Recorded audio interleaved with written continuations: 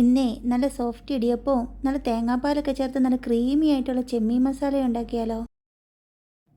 ഇതിപ്പോൾ 1 കിലോയോളം ചെമ്മീനുണ്ട്. ക്ലീൻ ആക്കിയ ശേഷം അത്യാവശ്യം വലിപ്പമുള്ള മീഡിയം സൈസുള്ള ചെമ്മീനാണ് ഇതിനു വേണ്ടി എടുത്തിരിക്കുന്നത്.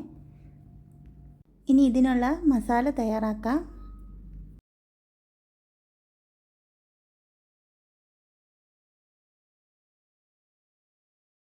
മസാലയ്ക്ക് വേണ്ടി ഞാനിവിടെ 10-12 ചുമന്നുള്ളി എടുത്തിട്ടുണ്ട്. പിന്നെ 2 കഷ്ണം ചെറിയ ഇഞ്ചി, വെളുത്തുള്ളി, പിന്നെ കുറച്ച് പച്ചമുളക്, മല്ലിയില എന്നിവ എടുത്തിട്ടുണ്ട്. ഇനി ഇതിലേക്ക് മുളക് പൊടി, ഉപ്പ്, മഞ്ഞൾ പൊടി, മല്ലിപ്പൊടി, ഗരം മസാല എന്നിവ ഇട്ട് കൊടുക്കാം. ഇനി കുറച്ച് നാരങ്ങാനീരും കൂടി ചേർത്ത് നന്നായി അരച്ചെടുത്ത് പ്രോൺസിലേക്ക് തേച്ച് പിടിപ്പിച്ച് ഒരു 30 മിനിറ്റോളം റെസ്റ്റ് ചെയ്യാൻ വേണ്ടി വെക്കാം.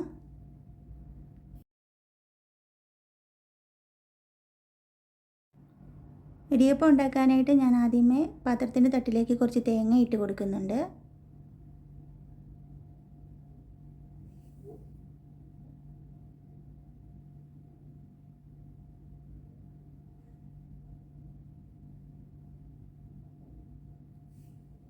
ഇടിയപ്പം നല്ല സോഫ്റ്റായിട്ട് കിട്ടാനും വളരെ ഈസി ആയിട്ട് ഉണ്ടാക്കാനുമായി പൊടി കുഴയ്ക്കുമ്പോൾ കുറച്ച് നെയ്യ് ചേർത്ത് കൊടുത്താൽ മതി.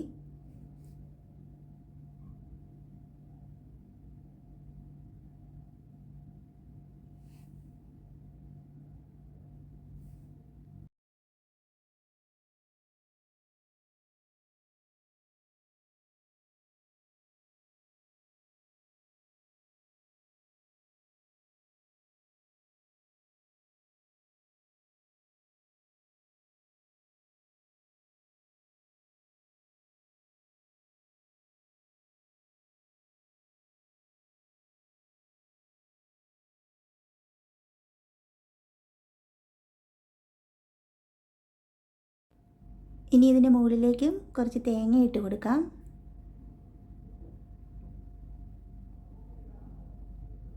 ഇനി ഇത് സ്റ്റീം ചെയ്തെടുക്കാം. ഞാനിതിപ്പോൾ കുക്കറിലാണ് സ്റ്റീം ചെയ്യുന്നത്.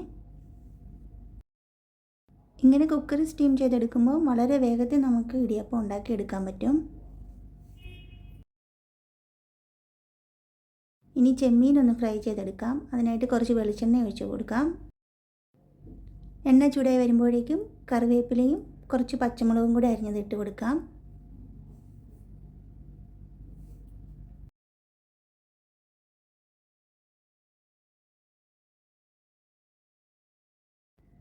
ഇനി ഇതിലേക്ക് മസാല ചേർത്ത് വെച്ചിരിക്കുന്ന പ്രോൺസ് ഓരോന്നായിട്ട് ഇട്ട് കൊടുത്ത് ഒന്ന് ഫ്രൈ ചെയ്തെടുക്കാം. ഒരുപാട് ഡീപ്പായിട്ട് ഫ്രൈ ചെയ്യേണ്ട ആവശ്യമില്ല.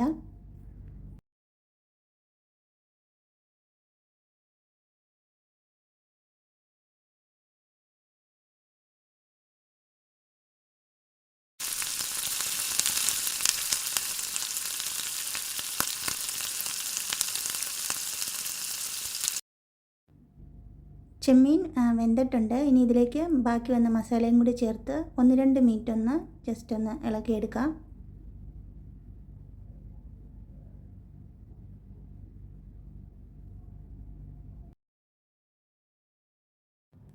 ഇനി ഇതിലേക്ക് കുറച്ച് കറിവേപ്പിലയും കൂടി ഇട്ട് കൊടുക്കാം. നല്ല കട്ടിയുള്ള തേങ്ങാപ്പാലും കൂടി ഒഴിച്ചു കൊടുക്കാം.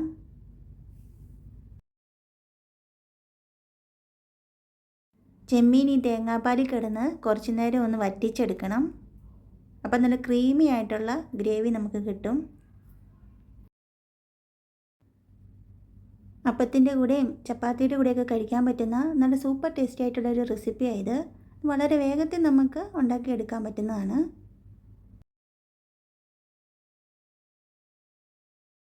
റെസിപ്പി ഇഷ്ടമായെങ്കിൽ എല്ലാവരും ഒന്ന് ഉണ്ടാക്കി നോക്കണേ.